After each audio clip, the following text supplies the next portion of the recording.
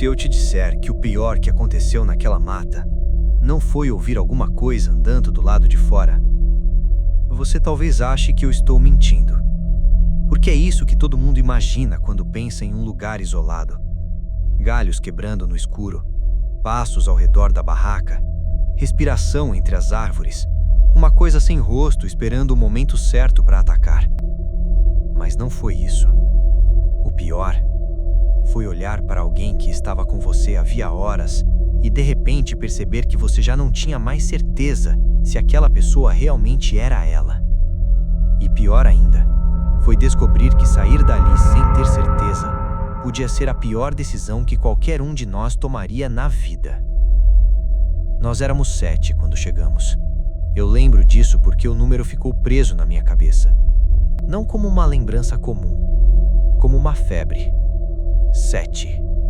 Eu, Davi, Mauro, Elisa, Renan, Paula e Tiago. Era para ser uma viagem curta.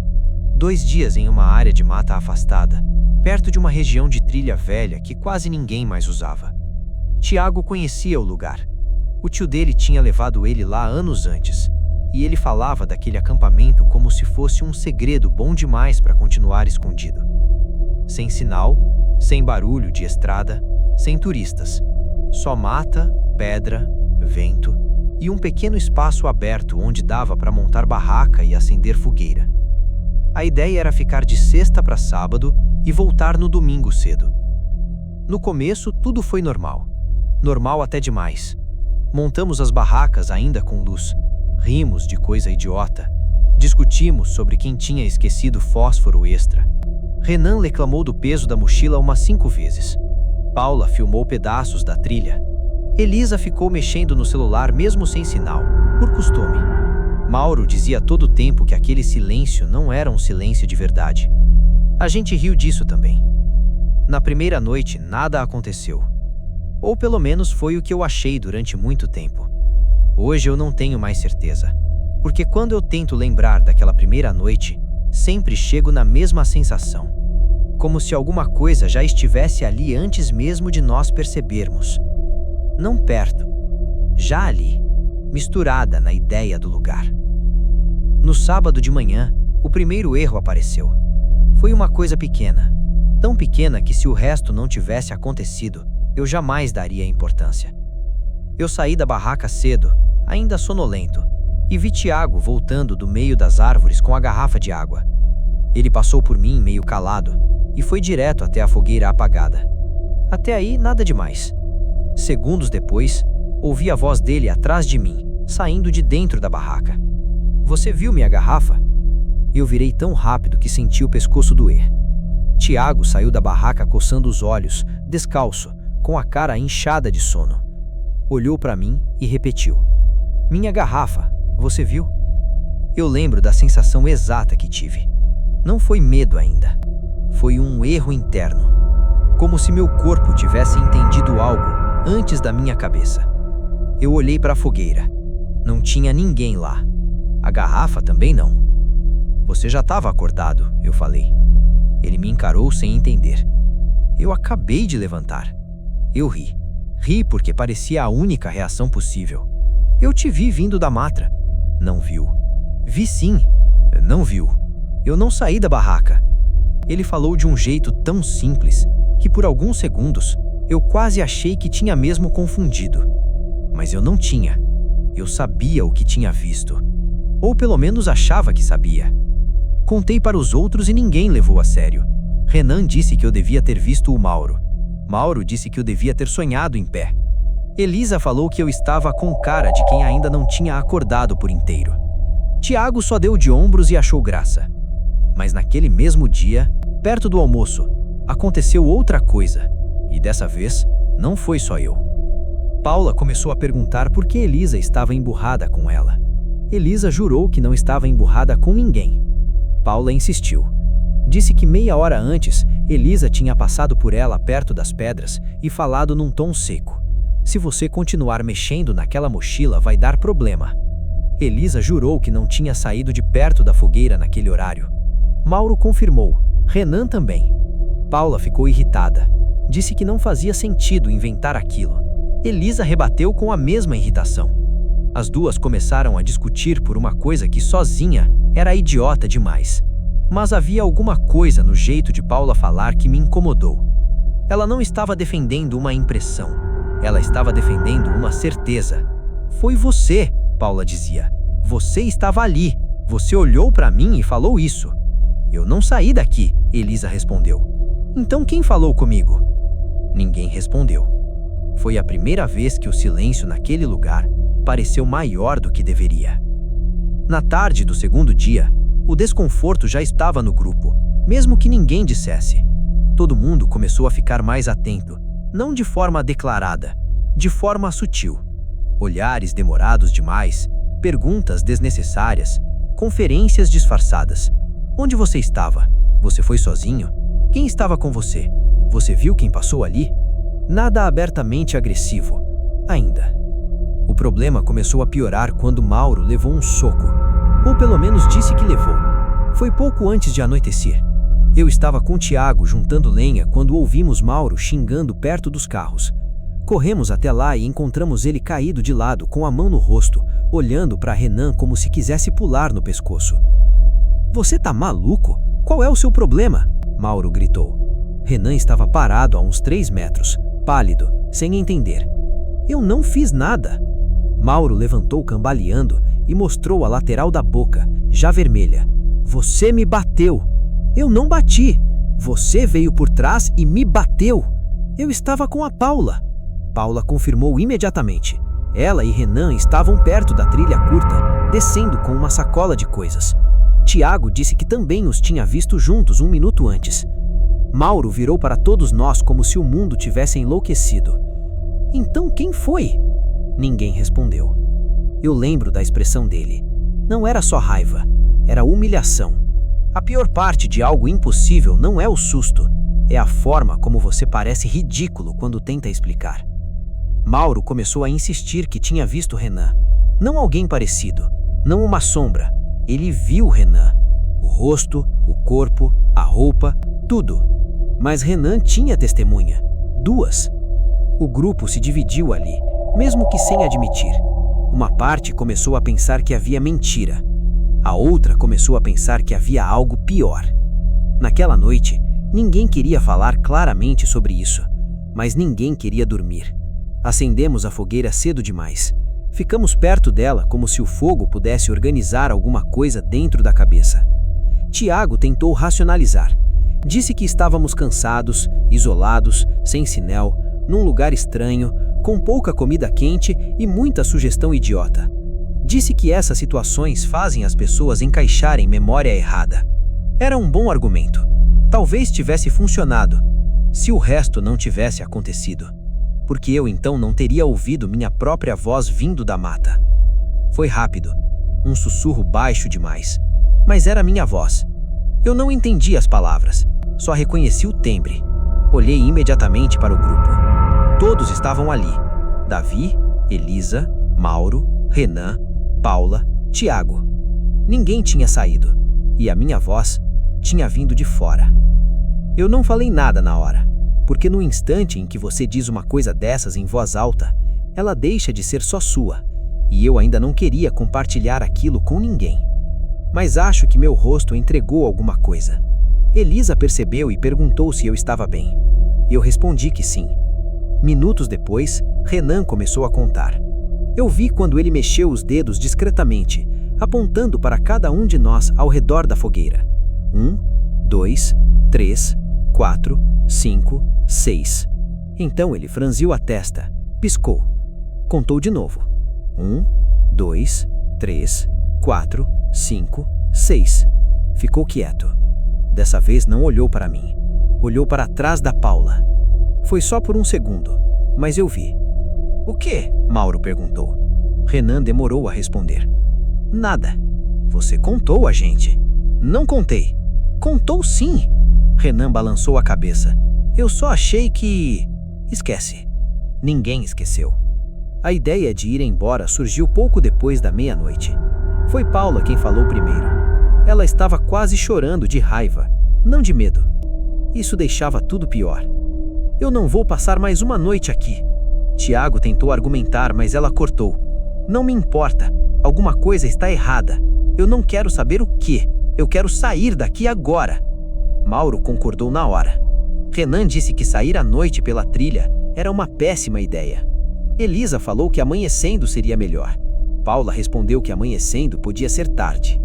E foi aí que Davi, que até então estava quieto demais, falou a frase que prendeu todos nós ali. E se a gente levar isso com a gente? Ninguém respondeu. Davi olhava para o fogo, não para nós.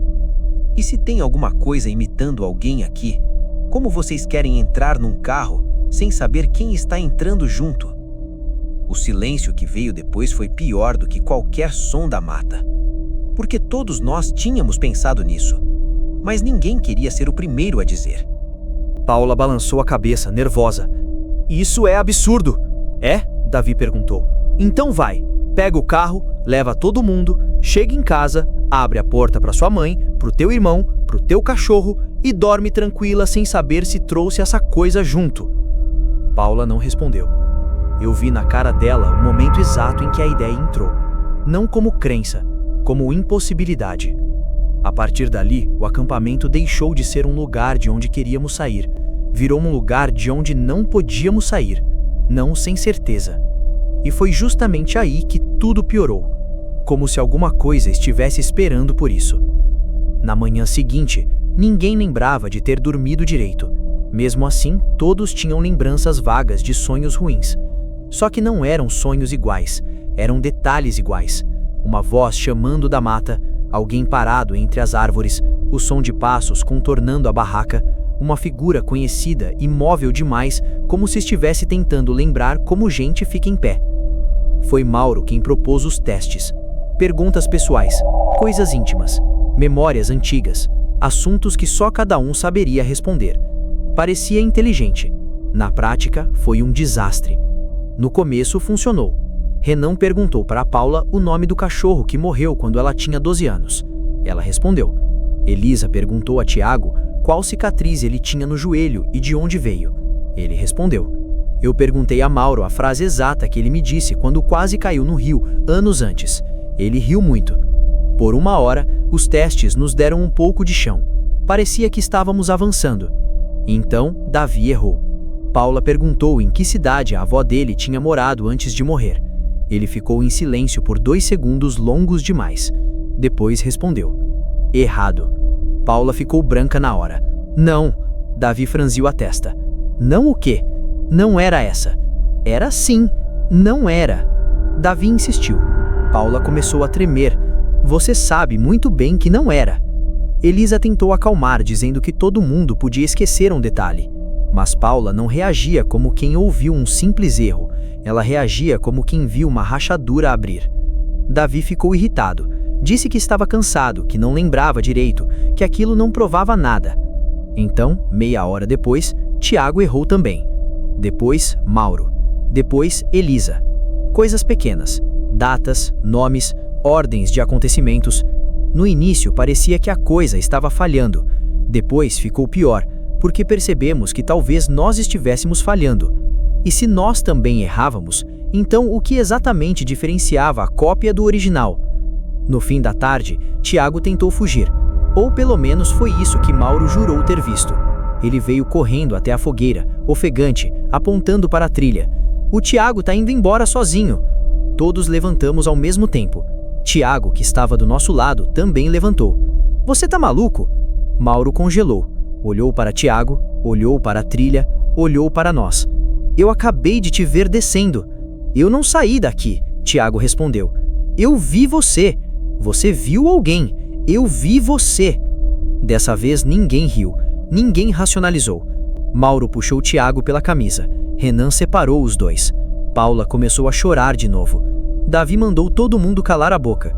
Foi quando ouvimos passos correndo mata adentro. Não perto, mais longe, como se alguma coisa tivesse ficado nos observando durante a discussão e quando viu que a dúvida tinha vencido mais uma vez, decidiu se afastar. Aquilo partiu o grupo de vez, porque agora não era só vi alguém. Agora havia som, movimento, tempo real. Mas ninguém viu o suficiente. Nunca era o suficiente. Na segunda noite, ninguém aceitou ficar sozinho nem por segundos. Até necessidades simples viraram problema. Ir ao mato, pegar água, buscar algo no carro, verificar a trilha, tudo precisava de 2 ou 3. Mesmo assim, as contradições continuavam. Renan apareceu com a mão arranhada e jurou que alguém tinha puxado ele pelo braço. Elisa disse que Paula estava passando do limite. Paula respondeu que alguém estava tentando impedir que fossem embora. Então Mauro soltou uma frase que mudou tudo. Talvez não seja alguém tentando impedir a gente de sair. Talvez seja alguém tentando sair no nosso lugar. Aquilo caiu no grupo como pedra em água parada. Porque fazia sentido. Se a coisa precisava de uma chance, talvez o carro fosse essa chance. Talvez ela só precisasse de um momento em que ninguém tivesse certeza. Foi nessa hora que Tiago deu a ideia mais desesperada de todas. Amarrar um de nós. Só um, o mais suspeito, e observar. Ninguém aceitou de imediato, mas o simples fato de a ideia ter sido dita em voz alta já nos mostrava aonde tínhamos chegado. Não estávamos tentando manter o grupo unido, estávamos nos preparando para sacrificar a confiança por completo. E a coisa parecia gostar disso, porque naquela mesma tarde ela quase conseguiu. Foi o pior acontecimento de todos, e até hoje eu não sei como explicar. Elisa começou a gritar perto da barraca maior. Corremos até lá e encontramos Davi no chão, com o pescoço marcado e falta de ar. Elisa dizia que tinha visto Mauro em cima dele. Mauro estava vindo da direção oposta, com Tiago e Renan. Os 3 acabaram de voltar do riacho. Tiago confirmou. Renan confirmou. Elisa entrou em colapso. Eu vi o Mauro em cima do Davi. Mauro gritou que ela estava mentindo. Ela jurava que não. Davi mal conseguia falar, só apontava para o próprio pescoço. As marcas estavam lá. Então alguém atacou ele. Mas quem? Se Mauro tinha 2 testemunhas e Elisa jurava ter visto com os próprios olhos, o que restava? A resposta que ninguém queria. Algo estava entrando e saindo das nossas certezas como queria. Não só imitando o corpo ou voz, imitando situação, imitando presença, imitando culpa. A partir dali, ninguém mais acusava com convicção, acusava com desespero. Era diferente, pior. No fim daquele dia, fizemos a pior descoberta de todas. Ninguém conseguia mais dizer com certeza quantas barracas tínhamos montado quando chegamos. Parece absurdo, eu sei, mas tenta passar dias dormindo mal, contando gente o tempo todo, revendo acontecimentos contraditórios, ouvindo vozes na mata e tentando identificar uma cópia entre rostos conhecidos. Em algum momento, a cabeça começa a soltar coisas básicas. Tiago jurava que eram 3 barracas. Elisa dizia 4. Renan falou 3,5, porque uma era pequena demais para contar como barraca de verdade. Paula começou a rir. Não de humor, aquele riso seco, quebrado, horrível. A gente nem lembra mais quantos lugares criou para dormir. Ninguém mandou ela parar, porque ninguém tinha força. A essa altura eu já percebia uma coisa que só ficou clara muito depois. A criatura não precisava substituir ninguém completamente. Ela não precisava ser perfeita. Ela só precisava manter todos nós num estado onde a ideia de perfeição ficasse impossível de medir. Era isso que ela comia. Dúvida sem fim. Na última noite que eu consigo organizar na memória, choveu. Pouco. Só o suficiente para apagar parte do fogo e deixar tudo mais escuro, mais frio, mais próximo. Nós ficamos juntos, molhados, exaustos, olhando uns para os outros sem conseguir sustentar contato por muito tempo. Foi então que ouvimos o motor de um carro ligar. Todos correram. O carro de Tiago estava aceso, farol baixo, motor tremendo, mas não havia ninguém no banco da frente. A porta de trás estava entreaberta. Paula começou a gritar para ninguém chegar perto. Renan mandou desligar aquilo. Davi perguntou, quase sussurrando, quem estava lá dentro? Ninguém respondeu, porque ninguém sabia. Eu olhei para a mata ao redor do carro. Nada, só escuridão. Mas eu senti, com uma clareza que até hoje me adoece, que alguma coisa tinha tentado partir e que talvez tivesse desistido, só porque ainda faltava pouco. Pouco para quê? Para errar menos do que nós. Depois disso, o tempo ficou sujo. As lembranças não se encaixam mais na ordem certa. Eu lembro de discussões, de alguém dizendo que a única solução era deixar uma pessoa sozinha e ver se a coisa tomava forma. Lembro de Paula se recusando, de Mauro acusando Renan, de Renan dizendo que Mauro já não parecia Mauro havia horas, de Tiago chorando em silêncio, de Elisa repetindo que não queria morrer ali sem saber quem estava ao lado dela. Lembro de ter ouvido meu nome outra vez, mais perto, quase atrás de mim. Lembro de olhar e não ver nada. Lembro de alguém do grupo começar a contar em voz alta. 1, 2, 3, 4, 5, 6. Silêncio. Depois recomeçar. 1, 2, 3, 4, 5, 6. E então ninguém perguntar onde estava o sétimo. Porque talvez o mais terrível já não fosse a ausência do sétimo. Talvez fosse a possibilidade de que havia muito tempo o sétimo já não fosse mais quem pensávamos. Eu nunca conto o que aconteceu depois daquela última noite da forma como as pessoas esperam. Elas querem saber se descobrimos quem era, se conseguimos identificar a coisa, se alguém enlouqueceu primeiro, se alguém morreu, se houve ataque, se houve fuga. Não foi assim. O que aconteceu foi pior. Nós não saímos do acampamento. Não porque não tentamos ir embora, mas porque, depois de certo ponto, sair deixou de parecer coragem. Sair parecia contaminação. Cada hora que passava fazia a mesma ideia crescer dentro de nós. Se a gente voltasse sem saber quem era a coisa, então a mata deixava de ser prisão e virava só o primeiro lugar onde ela esteve. Depois seria carro, casa, quarto, mesa de jantar, corredor de madrugada, a voz de alguém da família chamando no escuro. Então nós ficamos. Ficamos além da comida acabar direito. Ficamos além do fogo quase não aquecer mais nada. Ficamos além do cansaço virar outra coisa. No início, ainda tentávamos manter alguma ordem. Revezávamos vigília, refazíamos contagens, repetíamos perguntas pessoais. Vigiávamos o carro, conferíamos mochilas, observávamos rostos. Depois disso, começamos a falhar de maneiras piores. Já não lembrávamos quem dormiu, quem saiu, quem chorou, quem sugeriu amarrar alguém, quem começou a contar em voz alta, quem disse que a voz da mata agora imitava até a respiração de cada um. Houve um momento em que Mauro jurou que tinha visto luzes longe na trilha. Ninguém correu até elas.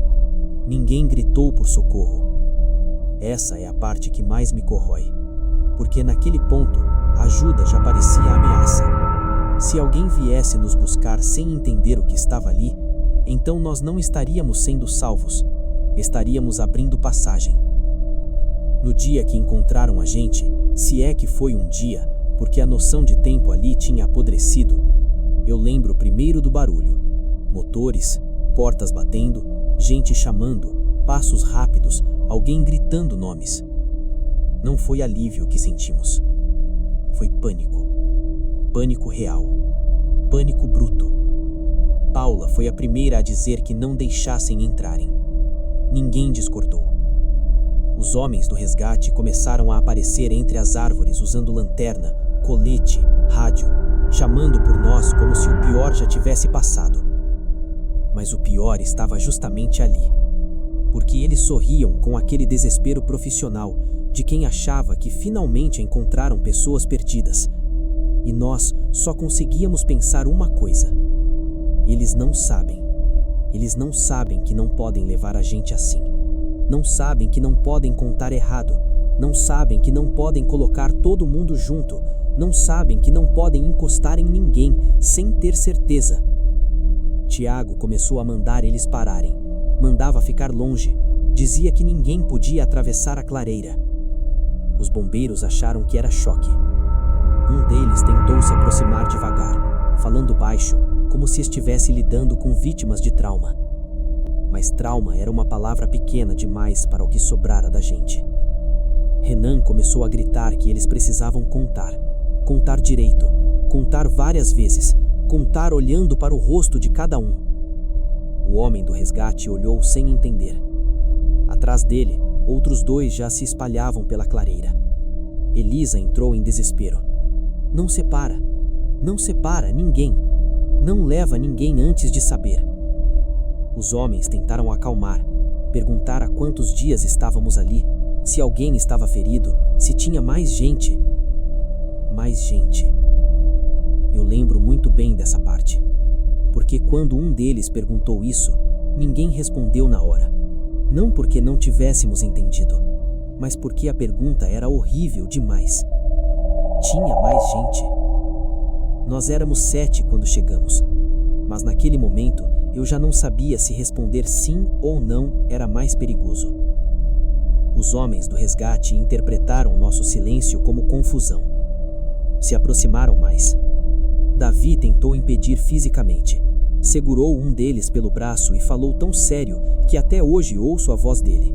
Às vezes, se você levar a pessoa errada, ela aprende onde você mora. O homem puxou o braço, assustado. Mauro começou a rir daquele jeito seco, quebrado, horrível, como se não existisse mais distância entre medo e colapso. Então tudo piorou de uma vez. Um dos bombeiros contou a gente em voz alta. Eu lembro disso como lembro de uma pancada. 1, 2, 3, 4, 5, 6. Ele parou. Olhou de novo. Contou outra vez, mais rápido. 1, 2, 3, 4, 5, 6, 7. Ninguém respirou. Porque o horror não estava no 7. Estava no fato de que por um instante até ele tinha errado. Até alguém de fora. Até alguém que acabou de chegar. Foi ali que eu entendi que aquilo não estava só entre nós havia muito tempo. Aquilo estava no espaço, no ritmo, na atenção, na forma como o lugar dobrava a percepção. Talvez já nem importasse mais quem era a coisa. Talvez o próprio acampamento já tivesse aprendido o bastante. Paula tentou correr de volta para a mata. 2 homens seguraram ela. Ela gritava para soltarem. Gritava que não queria ir, que não podia ir, que eles iam levar junto. Tiago também resistiu. Renan entrou num estado em que só repetia números. Elisa chorava e dizia para não colocarem ninguém lado a lado. Os homens do resgate acharam que era delírio coletivo. Talvez fosse a única explicação possível para eles. E talvez isso tenha sido o que nos condenou. Porque ninguém ouviria a verdade naquela clareira. Ninguém. Amarraram Mauro porque ele tentou acertar um dos policiais com um galho. Imobilizaram Davi. Paula foi levada quase arrastada. Eu lembro da sensação das mãos me puxando e da minha única vontade ser ficar ali. Não porque a mata fosse segura, mas porque naquele momento a mata ainda era o único lugar onde o horror parecia contido. Levar aquilo para fora parecia pior do que morrer lá. Na hora de colocarem a gente nos veículos, começou a confusão final. Eles queriam nos distribuir, separar, organizar. Só que nós começamos a gritar ao mesmo tempo, não por medo da polícia, não por medo de hospital, não por medo do resgate, por causa da contagem. Porque no meio daquele empurra-empurra, daquela gente entrando e saindo da clareira, daquela mistura de vozes, lanternas e mãos segurando todo mundo, ninguém mais sabia quantos estavam sendo levados. Eu vi um dos homens perguntar para o outro se todos os sobreviventes do acampamento já tinham sido identificados. O outro respondeu: sim, 6. Eu parei de respirar na hora, porque nós éramos 7 quando chegamos. E, no entanto, eu me lembro claramente de ver 7 pessoas sendo retiradas da clareira. Ou acho que lembro. É esse o problema. Talvez um de nós nunca tenha saído. Talvez um de nós nunca tenha existido do jeito que lembramos. Ou talvez a pior possibilidade seja outra. Talvez os 6 tenham sido identificados, porque o 7º não precisava de nome. Desde então, Eu nunca mais ouvi alguém me chamar de outro cômodo, sem esperar alguns segundos antes de responder. Nunca mais entro num carro cheio sem contar baixo. Nunca mais deixo alguém da família abrir a porta imediatamente quando ouve sua própria voz do lado de fora. Porque o que quer que estivesse naquela mata, não venceu quando confundiu a gente. Venceu quando homens treinados, armados de lanterna, rádio, protocolo e certeza, entraram ali, achando que sabiam separar pessoas de perigo, e saíram sem ter a menor ideia de quantos realmente estavam levando.